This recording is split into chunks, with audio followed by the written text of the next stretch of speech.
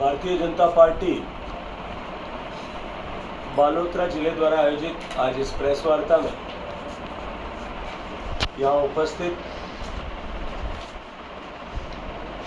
केंद्रीय मंत्रिमंडल में मेरे साथी बाड़मेर जैसलमेर के सांसद आदरणीय कैलाश चौधरी जी, हम सबके वरिष्ठ नेता राज्यसभा के सांसद आदरणीय राजेंद्र गहलोत साहब, भारतीय जनता पार्टी बालोतरा जिला के परिवार के मुखिया जिलाध्यक्ष आदरणीय बाबू सिंह जी, उपस्थित सभी भारतीय जनता पार्टी के वरिष्ठ कार्यकर्ता, जनप्रतिनिधिगण और पत्रकार मित्रों, तो पूरे राजस्थान में पिछले पौने 5 साल तक जिस तरह का शासन रहा है और शासन की विफलता के चलते हुए जिस तरह की परिस्थितियां राजस्थान में बनी को लेकर के एक भारी जनाक्रोश राजस्थान की जनता के मन में व्याप्त है।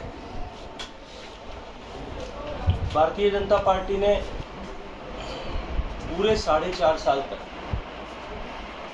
एक सकारात्मक विपक्ष की भूमिका का निर्वहन किया था। सदन से लेकर के सड़क तक सभी जगह सरकार को विभिन्न विषयों पर समय समय पर घेरने का काम किया। गत वर्ष भारतीय जनता पार्टी ने राजस्थान के सभी 200 विधानसभाओं में लगभग 1 लाख किलोमीटर की जन आक्रोश यात्रा कर जनता के मन में उपज रहे आक्रोश का आकलन करने के साथ साथ में उस आक्रोश के कारणों को और अधिक गहराई के साथ समझने के लिए बड़ा अभियान चलाया था और तत्पश्चात विधानसभाओं के स्तर पर, जिले के स्तर पर, संभाग के स्तर पर और जयपुर में राजधानी पर प्रभावी आंदोलन करके सरकार को नींद से जगाने की कोशिश की। लेकिन दुर्भाग्य से सरकार की प्राथमिकता क्योंकि केवल और केवल कुर्सी बचाए रखना या कुर्सी पर बना रहना ही होने के चलते हुए राजस्थान में कानून व्यवस्था पूरी तरह चौपट हो गई। एक तरफ राजस्थान देश की रेप कैपिटल ऐसा बना, भारत की 140 करोड़ आबादी में से 8 करोड़ मात्र आबादी राजस्थान में रहती है। जो भारत की आबादी का अगर मैं प्रतिशत में निकालूं तो 5.5-6% के आसपास होती है।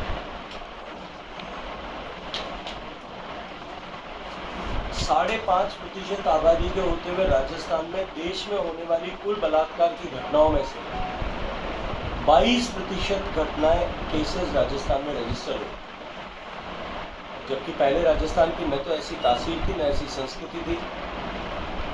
इस सरकार की अकर्मण्यता और विफलता के चलते हुए राजस्थान में महिलाओं को इस तरह के अपमानजनक दौर से गुजरना पड़ा। ठीक इसी तरह से लगातार होने वाले पेपर लीक के चलते हुए राजस्थान के युवाओं का भविष्य अंधकार में है। किसान बदहाल है। एक तरफ समय पर बिजली न मिल पाने के कारण से वर्तमान फसल चक्र में किसान की फसल पूरी तरह से चौपट हो गई। खरीफ की फसल अव्वल तो जो वर्षा जल पर आधारित थी, बरसात की अगस्त में कमी होने के कारण से और अनप्रेसिडेंटेड सूखा अगस्त निकलने के कारण से बरसात की फसल, सावनु फसल सारी बर्बाद हुई। और जिनके पास सिंचाई की क्षमता और उपलब्धता थी, ट्यूबवेल से पानी निकाल करके जो लोग सिंचाई कर रहे थे, बिजली के अनुपलब्धता के कारण से 6 घंटे बिजली देने का दावा और वादा करने वाली सरकार 60 मिनट भी अनइंटरप्टेड एग्रीकल्चर बिजली नहीं दे पाई। उसके चलते हुए लोगों के किसानों की फसलें उनके आंखों के सामने देखते देखते सूख गई। खरीद में भी जिस तरह से राजस्थान देश का सबसे ज़्यादा बाजरा उत्पादन करने वाला प्रदेश है, हमारे पड़ोस में मध्य प्रदेश में, हरियाणा में, गुजरात में, तीनों प्रांतों में वहाँ की सरकारों ने एमएसपी पर बाजरे की खरीद की। ये मोदी सरकार की नेमत थी कि कभी हम कल्पना नहीं कर सकते थे कि बाजरे का जो एमएसपी है वो गेहूं और चावल से ज़्यादा हो। जहाँ एक तरफ हमारे पड़ोस के प्रांतों के किसानों का बाजरा 2200-2300 रुपये में एमएसपी पर खरीदा गया, वहीं राजस्थान के किसान को 1200 रुपये से भी कम कीमत में अपना बाजरा यानी 1000 रुपये प्रति बोरी का नुकसान इस सरकार की अकर्मण्यता के कारण से उठाना पड़ा। इसके अतिरिक्त भी जिस तरह से राजस्थान में तुष्टीकरण हावी हुआ, जिस तरह से बहुसंख्यक समाज की मान्यता के केंद्र बिंदुओं पर हमला किया गया सुनियोजित रूप से, उनके 30 त्योहारों पर प्रतिबंध लगाए गए, वहीं दूसरी तरफ तुष्टीकरण करते हुए अपने वोट बैंक को साधने के लिए समाज विशेष के त्योहारों पर भी तो चाक चौबंद व्यवस्थाएं की ही गई, लेकिन उसके साथ साथ में पीएफआई जैसे संगठन जिस पर बाद में भारत और भारत के बाद में अन्य कई देशों ने प्रतिबंध लगाए, इस राजस्थान में पुलिस की व्यवस्था और संरक्षण में उनके जुलूस निकाले गए, मंदिर तोड़े गए, मंदिरों को क्षतविक्षत किया गया, भगवान की झांकियों और शोभा यात्राओं पर पथराव हुए। इस सब को लेकर के राजस्थान की जनता बहुत दुखी है। एक तरफ जहां माननीय मोदी जी की सरकार में गरीब को गणेश मानकर और गरीब को पॉलिसी प्लानिंग का केंद्र बिंदु मान करके, नीति निर्धारण का केंद्र बिंदु मान करके काम हुआ और सामान्य मानवी के जीवन में परिवर्तन लाने के लिए जो योजनाएं प्रारंभ की गई, उनको सशक्त बनाने के लिए जो योजनाएं प्रारंभ की गई, महिलाओं के सशक्तिकरण के लिए जो योजनाएं प्रारंभ की गई, उन सब का परिणाम ये हुआ कि देश में जहां 13 करोड़ लोग एक तरफ गरीबी की रेखा से बाहर निकल करके मध्यम वर्ग में सम्मिलित हुए, वहीं देश की अर्थव्यवस्था ने भी इन सब के चलते हुए कई कदम छलांग लगा करके आगे बढ़ने का काम किया। हम 10वीं से 5वीं अर्थव्यवस्था पर पहुंचे और अब 5वीं से तीसरी अर्थव्यवस्था पहुंचने की दिशा में बहुत तेज गति के साथ आगे बढ़ रहे हैं।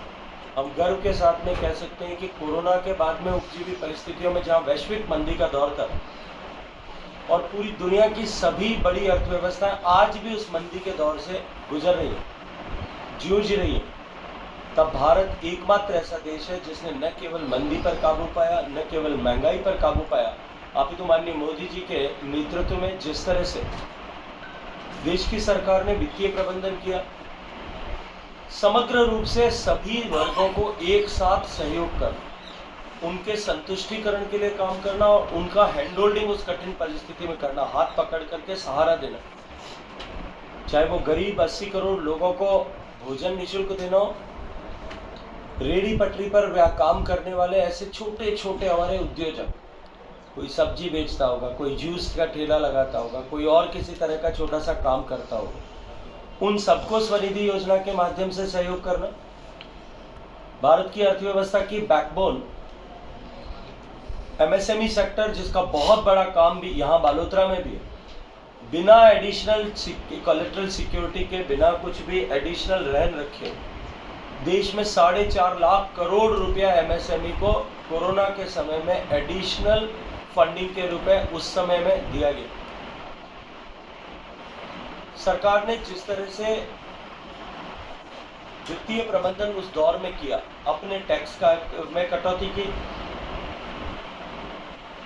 टैक्स भरने वाले लोगों को इंसेंटिव्स प्रदान किए, टैक्स भरने वाले लोगों को ब्याज में राहत जो है उद्यमियों को दी गई। इन सब के चलते हुए परिणाम ये हुआ कि भारत की इकोनॉमी आज सबसे तेजी से न केवल रिकवर हुई, अपितु वी शेप में रिकवरी करके सारे पैरामीटर्स, प्रोडक्शन से जो लेकर के एक्सपोर्ट से लेकर के कंजम्पशन तक, सारे पैरामीटर्स पर हमने नए बेंचमार्क 2020 के बाद में बनाने में सफलता प्राप्त की।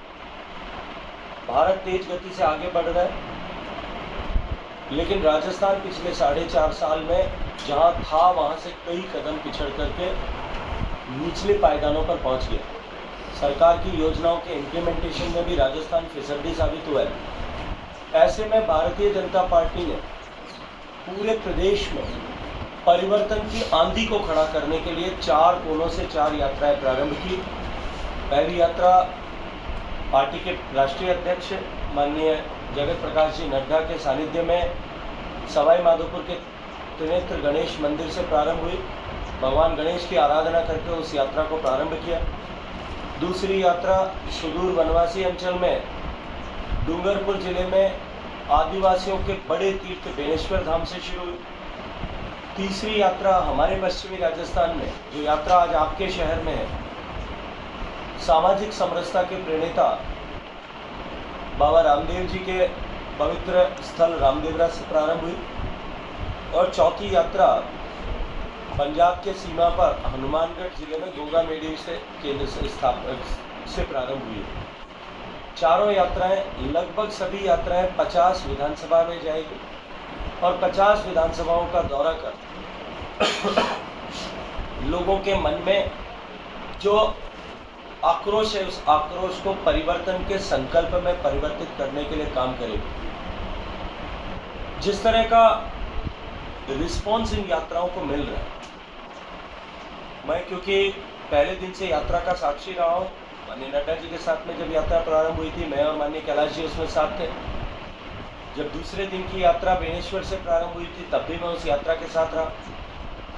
रामदेवरा की यात्रा से, रामदेवरा से लेकर के यहाँ बालोतरा पहुँचने तक, जैसलमेर में, फतेहगढ़ में, शिव में, बाड़मेर में, चौहटन में, गुड़ामलानी में, बायतू में और बालोतरा में जिस तरह से विशाल सभाएं हुई और लोगों ने जिस तरह से अपने मन के आक्रोश को वहां व्यक्त करते हुए वहां उपस्थिति दर्ज कराई, स्वतः स्फूर्त प्रेरणा से जिस तरह से हजारों की संख्या में लोग एकत्रित हो रहे हैं, ये इस बात का परिचायक है कि परिवर्तन का तूफान उठ गया है और अब की बार राजस्थान में एक नया इतिहास बनने वाला है। क्योंकि राजस्थान की परिस्थितियां भयावह हैं, जैसा मैंने कहा, किसान बदहाल है, युवा परेशान है, भ्रष्टाचार का कलंक राजस्थान के माथे पर लगा है, तुष्टीकरण की राजनीति के चलते हुए राजस्थान में बहुसंख्यक समाज अपने आप को ठगा हुआ महसूस कर रहा है। ऐसी परिस्थिति में आप पत्रकार मित्रों का भी लोकतंत्र का चौथा स्तंभ होने के नाते जिम्मेदारी कि समाज के इन विषयों को ट्रांसपेरेंसी के साथ में आप उठाएं और जो है समाज को जागरण करने और इस परिवर्तन के संकल्प को सिद्ध करने में हमारा सहयोग करें। आप सबका अभिनंदन। पिछले लंबे समय से अशोक गहलोत द्वारा आप पर आरोप प्रत्यारोप लगा रहे, इसको लेकर आप क्या कहना चाहोगे? मुझे लगा कोई यात्रा से संबंध तो मैं अशोक जी, जितनी मेरी उम्र है, 55 साल उम्र हुई है मेरी, उससे 4-5 साल कम ही अशोक जी की राजनीति का। वो उम्र में बहुत बड़े, अनुभव में भी बहुत बड़े, लेकिन 2019 के चुनाव में जिस तरह से एक तरफ उनकी नई बनी सरकार, जिस सरकार का मधुमास भी समाप्त नहीं हुआ, कुल 3-3.5 महीने बीते और राजस्थान की जनता ने माननीय मोदी जी को प्रधानमंत्री बनाने के लिए कांग्रेस पार्टी और उसके विचार को सिरे से नकार दिया। 25 की 25 सीटें कांग्रेस पार्टी जो है हार गई और उससे आगे बढ़ करके जब उनके पुत्र, जिनके चुनाव के लिए उन्होंने अपनी सारी पिछले 50 वर्षों की राजनीतिक तपस्या को स्टेज पे लगाया, जब जोधपुर की जनता ने मोदी जी को प्रधानमंत्री बनाने के लिए उसको भी नकार दिया, मुझे लगता है कि इसके कारण से जो खींच और खिसियार वो गाहे बगाए उनके सदवचनों से बाहर निकलते रहते हैं। परिवर्तन यात्रा को लेकर 4 चरणों में शुरू हो गई है, काफ़ी विधानसभाओं में सभाएं भी हुई आपकी। अभी तक सर पब्लिक का क्या रेस्पॉन्स आ रहा है? कितनी सीटों के साथ अब सरकार बना रहे हैं? देखिए, मैंने कहा कि मुझे 4 में से 3 यात्राओं के साथ प्रत्यक्ष रहने का सौभाग्य प्राप्त हुआ है। चौथी में भी आगे कल से लेकर के मैं चौथी यात्रा में सम्मिलित रहूँगा और मैं अपने छोटे से लगभग 30 साल के सामाजिक राजनीतिक अनुभव के आधार पर ये कह सकता हूँ, सामान्यतया कोई जनप्रतिनिधि चुना जाता है, कोई स्थानीय सरकार चुनी जाती है, 5 साल के कालखंड में छोटी मोटी नाराजगी उसको लेकर के हो सकती। अब की बार नाराजगी नहीं, जनता में आक्रोश है। किसान थका हुआ महसूस कर रहा है, युवा उसके साथ धोखा हुआ ऐसे महसूस कर रहे हैं, महिलाएं अपने आप को असुरक्षित महसूस कर रही हैं, और बहुसंख्यक समाज अपने आप को दबा कुचलाने का प्रयास हो रहा ऐसा महसूस कर रहा है कि जनता के मन में आक्रोश है। साथ जब जनता आक्रोशित होकर मतदान करती है तो मैं ये कह मानता हूँ, मेरे अनुभव के आधार पर मेरी व्यक्तिगत राय है कि 2013 का जो परिणाम था वो ट्रेलर था, अब की बार उससे भी कहीं आगे जा। सर, स्टालिन के बयान जो आए हैं इसके संदर्भ में आपका कानून के रूप से क्या सज़ा होनी चाहिए? जैसे ऐसे बयान आने वाले समय में रुके करें, एक जैसे स्टालिन ने जब बयान दिया कि डेंगू मलेरिया की तरह नष्ट किया जाना चाहिए, समाप्त करना चाहिए, जैसे देखिए कानून के स्तर पर काम करता है और कानून पर क्या क्या हो सकता है इस पर मुझे लगता है कि कोई संविधान के विशेषज्ञ या क्रिमिनल प्रोसीजर को स्टडी करने वाले ज़्यादा गहराई से बता सकते एक कॉमन मैन की तरह से। हैं। लेकिन ये जो विश्वमन उदयनिधि स्टालिन ने किया, जो मंत्री भी हैं और मुख्यमंत्री के पुत्र भी हैं और मुख्यमंत्री के पौत्र भी हैं, ये बात वहीं तक नहीं थी। कांग्रेस पार्टी के सबसे वरिष्ठ नेताओं में से एक और देश के सबसे ख्यातनाम वकीलों में से एक पी चिदम्बरम साहब, उनके पुत्र जो मंत्री भी हैं उन्होंने भी इसी तरह का स्टेटमेंट और उस स्टेटमेंट को एंडोर्स किया। माननीय खड़गे साहब जो कांग्रेस पार्टी के राष्ट्रीय अध्यक्ष भी हैं और राज्यसभा में प्रतिपक्ष के नेता भी हैं, उन्होंने पहले खुद में भी कहा था कि मोदी जीता तो सनातन और स्ट्रांग हो जाएगा, इसलिए मोदी को हराना। और तुरंत उनके पुत्र ने भी उदयनिधि स्टालिन के बयान को एंडोर्स करते हुए कहा कि इसको जितना जल्दी समाप्त किया जाए उतना अच्छा। एक और नेता है ए राजा साहब, आप लोग शायद भूल गए होंगे, 2G स्पेक्ट्रम केस जो हुआ था उसके अभियुक्त के नाते कई दिन तक तालियों के पीछे थे। उन्होंने इससे भी आगे बढ़ करके बात की कि ये डेंगू और मलेरिया नहीं है, ये HIV और कैंसर जैसी घरेलू बीमारी है, इसको तुरंत समाप्त किया होना चाहिए। ये सब जो है कांग्रेस पार्टी और ये जो घमंडिया संगठन बना है, जो इंडी अलायंस बना है, उस इंडी अलायंस की मानसिकता का द्योतक है। और ये मानसिकता जो विभिन्न व्यक्तियों द्वारा प्रकट की गई।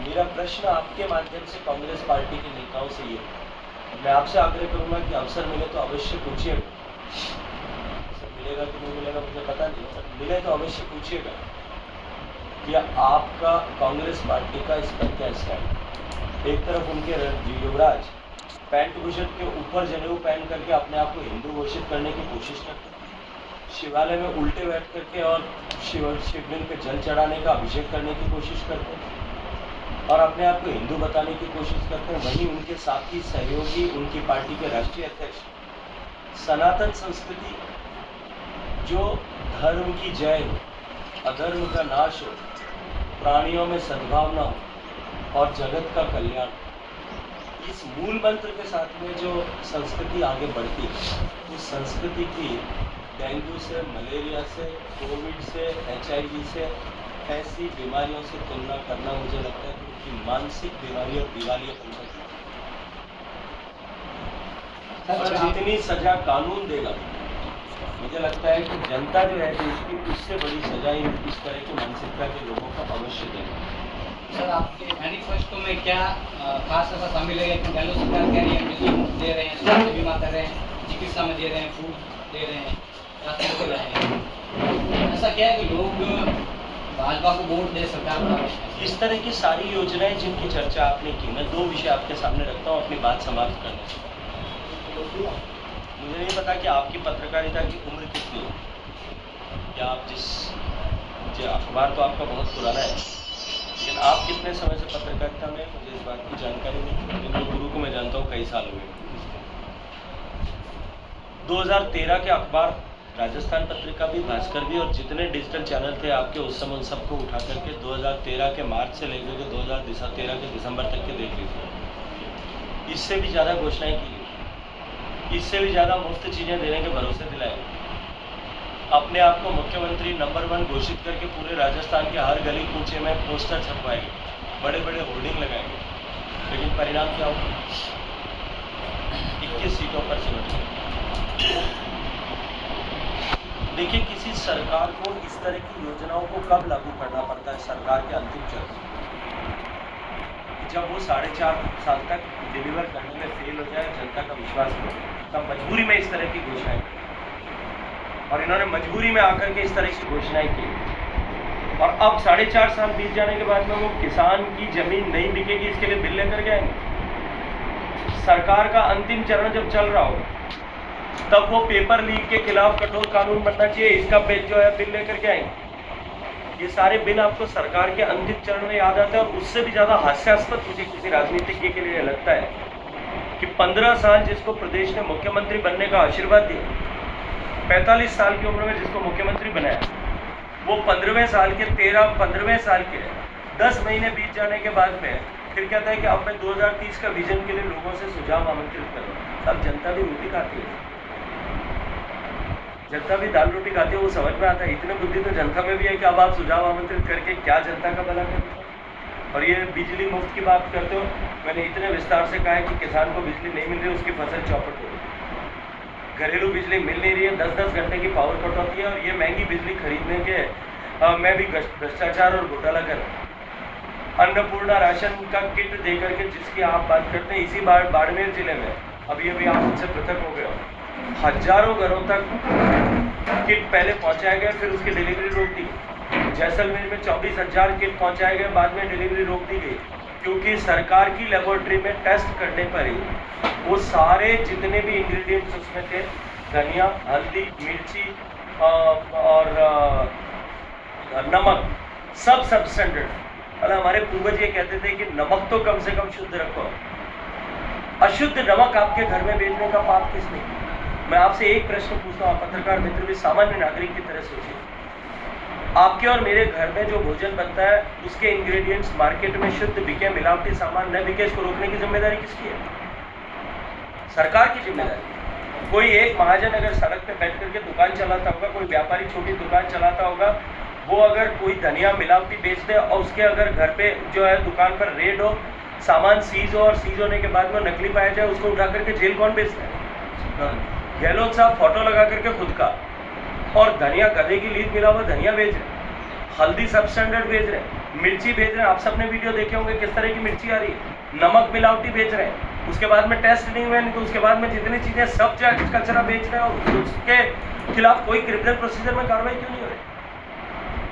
ये सब चीजें प्रूव हो गई कि मिलावटी है, उसके बाद में इस पर कानूनन कार्रवाई होनी चाहिए कि नहीं होनी चाहिए? मिलावट के कानून के तहत उसके ऊपर कार्रवाई होनी चाहिए कि नहीं होनी चाहिए? आपके घर में वो किट किसने भेजा है, उसके खिलाफ कार्रवाई होनी चाहिए कि नहीं होनी चाहिए? जिसकी फोटो लगी हुई है उसके खिलाफ होनी चाहिए कि नहीं होनी चाहिए? इस मखौल बना दिया सिस्टम का। और उस नकली सामान 24,000 घरों के लोगों के, पहले तो 270 रुपए का किट 370 में खरीदते हैं, 100 रुपए का भ्रष्टाचार करते हैं, उसमें भी नकली सामान बेचते हैं, और फिर एक कॉन्ट्रैक्टर को वार्निंग देकर के आपने छोड़ दिया। ऐसा कैसे संभव हो सकता? एक आखिरी सवाल पूछूंगा आपका। अटल बिहारी जी का ड्रीम प्रोजेक्ट था नदी से नदी जोड़ने का। आप केंद्रीय जल मंत्री हैं, अब वो स्टेज किस स्टेज पे पहुंच रहा है? कहाँ नदियाँ जोड़ी राजस्थान के लिए, उसके लिए क्या कुछ आपने किस स्टेज पे काम किया? देश में 30 लिंक आइडेंटिफाई हुए थे, जिसमें एक राजस्थान का था, जिसको राजस्थान और मध्य प्रदेश के बीच सहमति न बन जाने के कारण 2004 में ही वाइप ऑफ कर दिया था, समाप्त कर दिया। 15 लिंक्स पर हमने, क्योंकि 2004 में दुर्भाग्य से अटल जी की सरकार चली गई और 4 से 14 तक की सरकार ने इस योजना को बंद कर दिया। 2015 में वापस उस कमेटी ने काम करना शुरू किया और उसके ऊपर 30 लिंक्स में से 15 की डिटेल प्रोजेक्ट रिपोर्ट बनाई और राज्यों के साथ में साझा की। शेष बची हुई 14 की प्री फिजिबिलिटी रिपोर्ट बना करके राज्यों के साथ में साझा की। जल क्योंकि हमारे संविधान की व्यवस्था के अनुरूप राज्यों का विषय है, इसलिए राज्य आपस में सहमति बना करके एमओयू करें, उसके बाद में उस योजना पर काम शुरू हो सकता है। मैं अभिनंदन करना चाहता हूं उत्तर प्रदेश के माननीय मुख्यमंत्री योगी जी और मध्य प्रदेश के माननीय मुख्यमंत्री शिवराज सिंह की कि उन्होंने भारत सरकार के साथ बैठ करके माननीय प्रधानमंत्री जी की पावन उपस्थिति में MOU किया है और केन और बेतवा नदियों को जोड़ने का कार्य की दिशा में हम आगे बढ़ते हैं। राजस्थान में पार्वती, काली सिंध और चंबल इन तीनों नदियों को जोड़ करके मध्य प्रदेश और राजस्थान के बीच में एक नई परियोजना बनाना, जिसे प्रारंभिक रूप से जो है फ्रीज कर दिया गया था, वाइप ऑफ कर दिया गया था 2004 में, उसको हमने प्रारूप बना करके दोनों राज्यों की सैद्धांतिक सहमति अधिकारी के स्तर पर बना दी। 40,000 करोड़ की इस परियोजना में राजस्थान को 2,500 MCM पानी मिलेगा, जिससे 13 जिलों के पीने के पानी की अगले 40 साल की गारंटी हो। और उसके अतिरिक्त लगभग 7 लाख एकड़ जमीन राजस्थान में सिंचाई के अधीन जो है नहीं आएगी। राजस्थान सरकार उस पर भी राजनीति कर रही है और लाखों किसानों के जीवन और करोड़ों लोगों को पीने के पानी पर राजनीति करके उसको रोकने का प्रयास कर रही है। मुझे पूरा विश्वास है कि सरकार बनने के बाद में प्राथमिकता के आधार पर राजस्थान इसको सहमति करेगा और भारत सरकार के सहयोग से योजना पूरी होगी। ये नदी जोड़ने का दूसरा प्रकल्प होगा। ठीक इसी तरह से इसके अलावा भी 4 और प्रोजेक्ट जो हैं वो ऑलमोस्ट राइट ऑफ जो बिल्कुल एकदम निर्णय के अंतिम दौर में चल रहे हैं, शीघ्र उस पर धन्यवाद।